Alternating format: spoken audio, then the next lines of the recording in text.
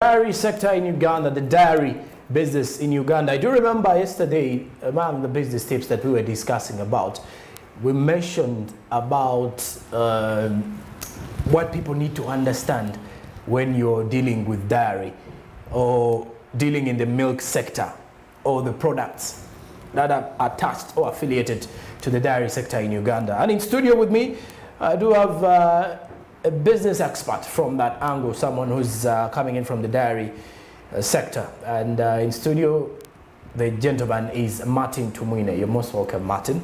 Thank you. Thank you. Let's take it from there. If you can actually introduce yourself to the viewers, what you do and what we can actually pick from you today. My name is Mr. Martin Tumwine, and more basically into the dairy sector, where I'm affiliated to Amos Dairies Limited, one of the largest exporters of milk products from Uganda. All right. Martin, let's take it from there. How have you formed the market in Uganda? If you look at the competition in the country, how is the dairy market in Uganda for people like you who are key stakeholders here? I think the dairy sector has been improving. Currently, it is one of the largest exports outside Uganda. We have been, the president himself has been promoting exports, and you know we get a lot of revenue from exports, which helps the economy. And the dairy sector, according to statistics, it is growing by 7% annually. Even with the COVID and what, it has been growing. For instance, in 2018, Uganda was exporting, we got a revenue of close to 131 million US dollars, which is approximately 480 billion. And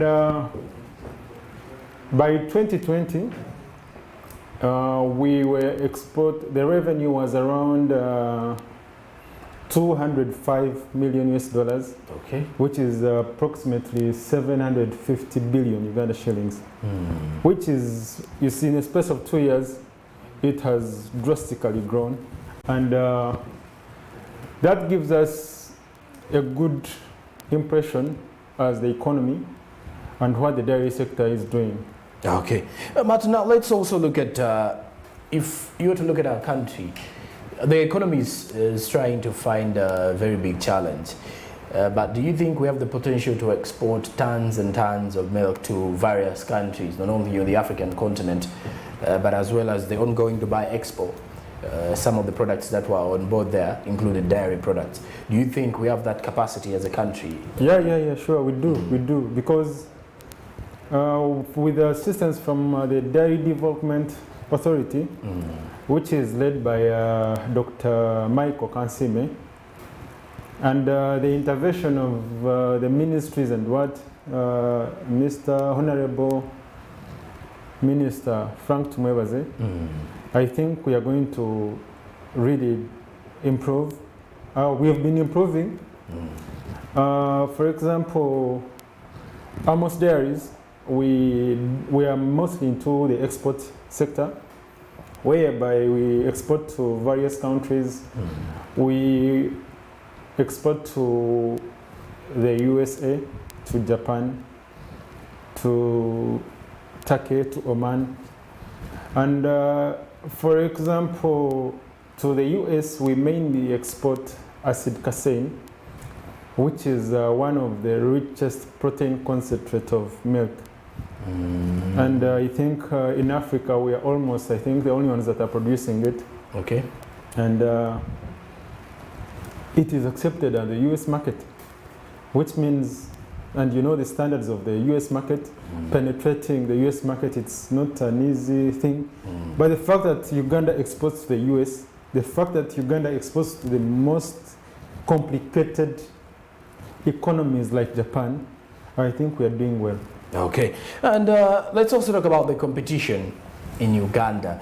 Competition today quite hard and difficult with the fact that I think we have a number of producers here dealing in the dairy sector. Maybe some of them are more centered on milk and maybe yogurt, and a few centered in the other products maybe. Yeah. But if you look at the competition there, how have you found it and how is it? Is it a fair one, unfair? Are there some key sector players, or it is moderate in terms of the people in there? I think the competition is fair, to be honest with you. Many large companies are doing export, and they're leaving the in-country trade for the smaller companies, which is a bit helping. And by the way, there was Africa Continental Free Trade Area. Yes. Which was I think last month. Yeah, it was brought last month in Uganda, but it was signed in 2018, which was brought into action by the African Continental Free Trade Agreement, which is going to help even the SMEs gain market from across Africa, which is really a good thing. Despite the issues we had with Kenya, it is running around 2 to 3 years now with the dairy sector and the sugar sector. I think this Africa Continental Free Trade Area is going to help us, which will improve our bilateral agreements and trade. I think we are really doing well. The competition is a bit fair. Okay, and away from that, let's also speak about the issue of how I actually, this week, there was the Tunisian Uganda delegation meeting in Kampala. And what we do know is that over 20 companies from Tunisia came through here looking for market. How are the Ugandan entrepreneurs or the Ugandan companies and the investors here, the local investors, going to benefit from this particular delegation's meeting here? I discussed with a few delegates from Tunisia.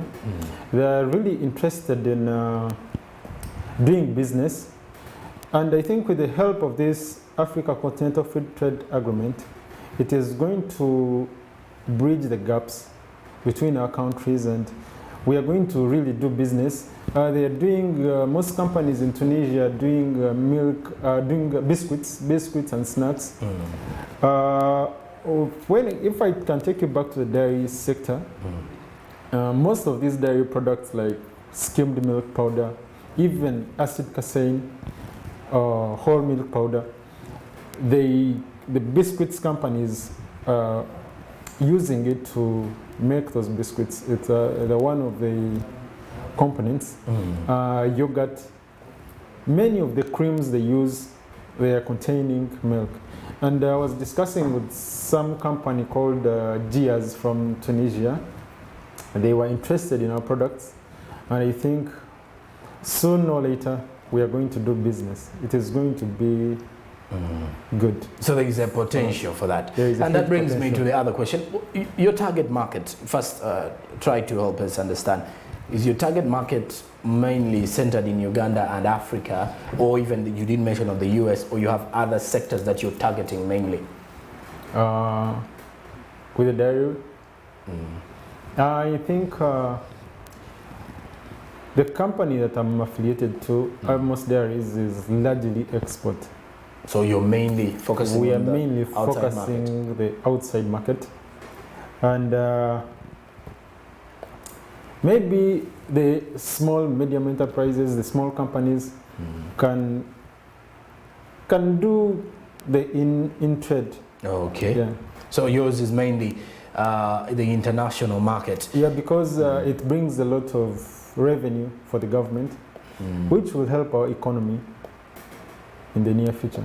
Okay, and if you to look at some of those dairy products mainly, which of them are having huge market on the outside, in the outside world? If you to look at the dairy products, and depending on how you export, you can easily tell us and say this has got some good market. The largest of our export is of this product.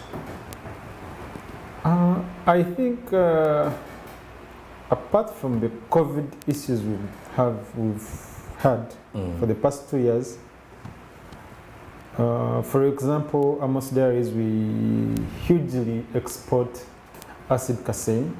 Okay. It is one of our largest exports. Then cow ghee, then skimmed milk powder. Okay. Yeah, those are the products that really have huge market, because you look at acid casein, you know, many countries are not rich in food. When you give them these milk products, they get a lot of things out of them. They reprocess and make out a lot of things.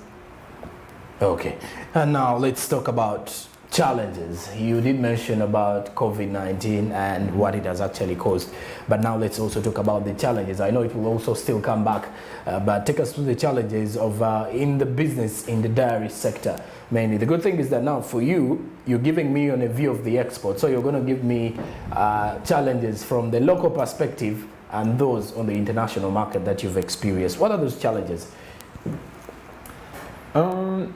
Within Uganda, first of all, I think we face a challenge of the dry period. It hits the sector a lot. The milk is low, the production of milk is low, which brings our production to a low capacity.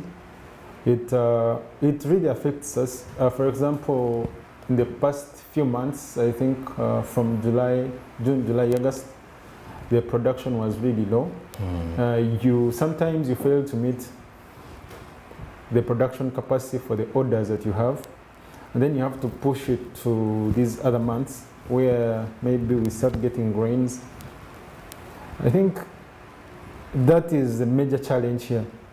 When you look at the export market, we face a challenge of some countries, especially around Africa, whereby maybe the standards, they complain about the standards, which is not the case sometimes, but they want to frustrate your exports. Okay.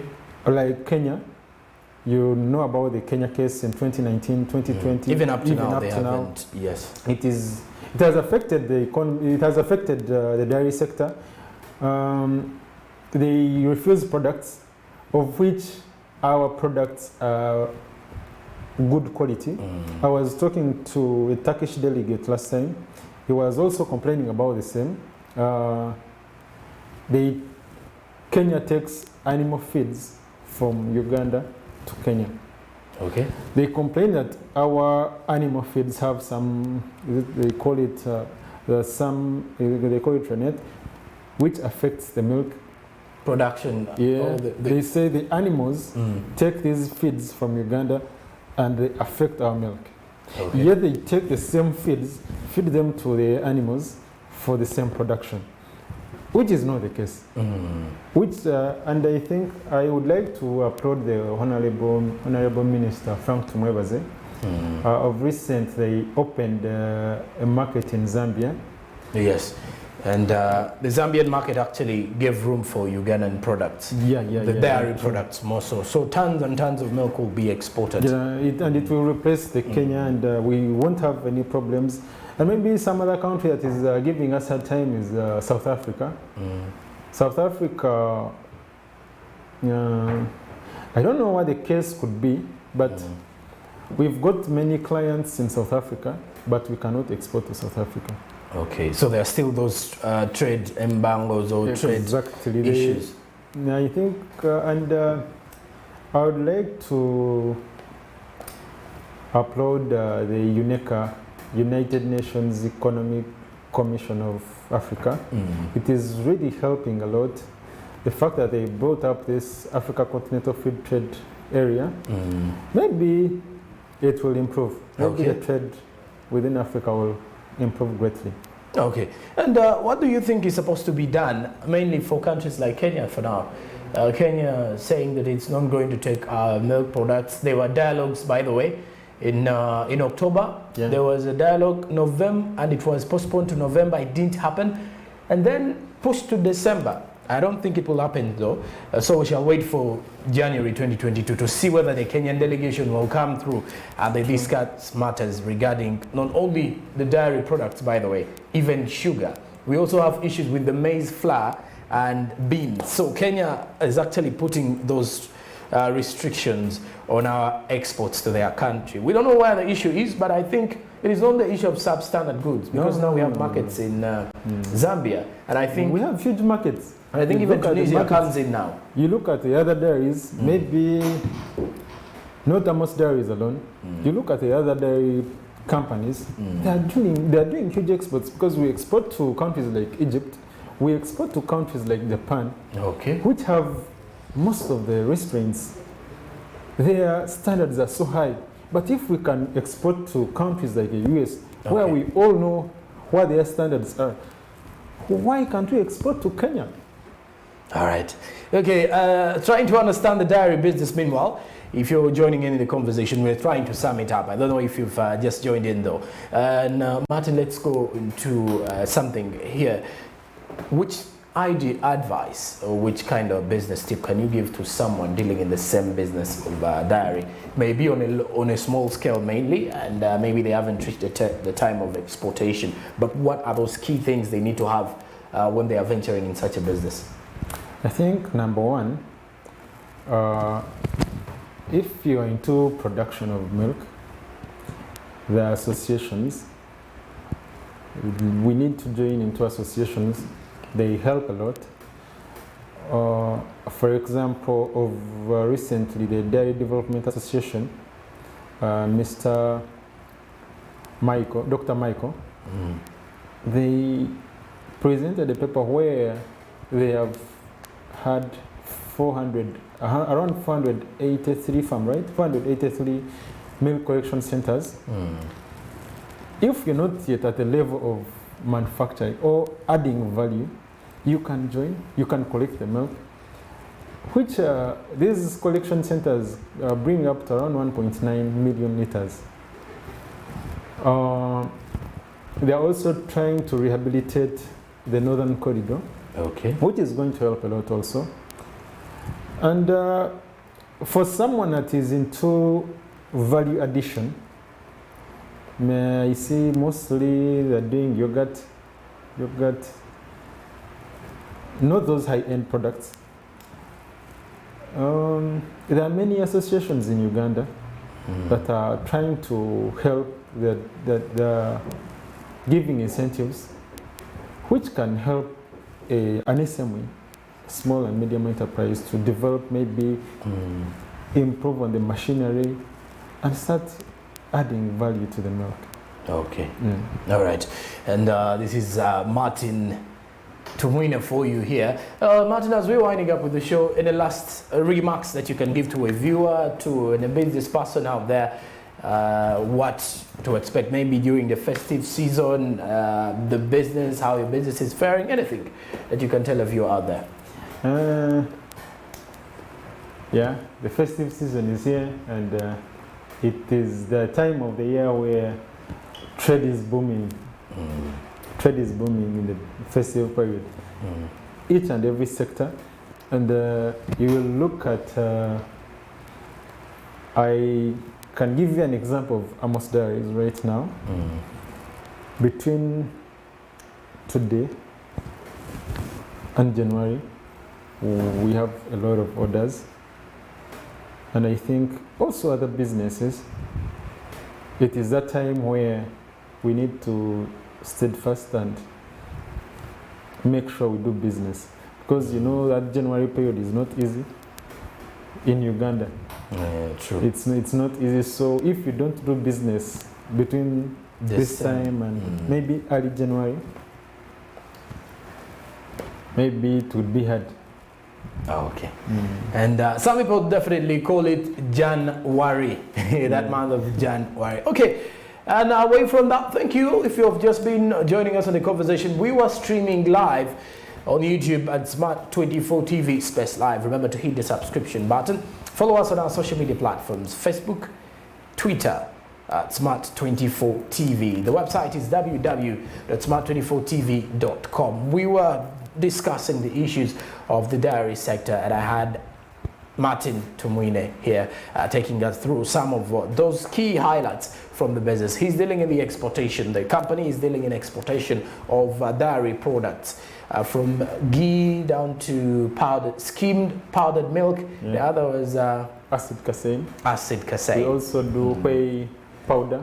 Okay. Whey, yeah. And all right, away from that, that is the end of our conversation. Coming up after the break, meanwhile, it is Andrew Barigi to take you through in regards to the sector of business entertainment news. So he has lots of news for you. Just stick around, and later on, I'll be back to take you through the sports business. This is SMB.